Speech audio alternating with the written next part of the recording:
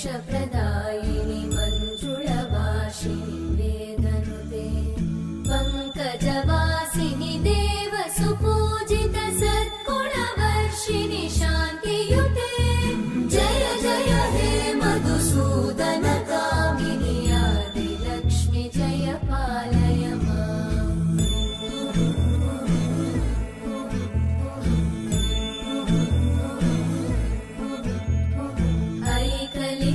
ऐकलिकल्मषनाशिनि कामिनि वैदिकरूपिणि वेदमये क्षीरसमुद्भव मङ्गलरूपिणि मन्त्रनिवासिनि मन्त्रनुते मङ्गलदायिनि अम्बुजवासिनि देवगणाश्रितपादयुते जय जय हे मधुसूदन कामिनि धान्यलक्ष्मि जय पालय माम्। जय वरवर्णिनि वैष्णवि भार्गवि मन्त्रस्वरूपिणि मन्त्रमये सुरगणपूजित शीघ्रफल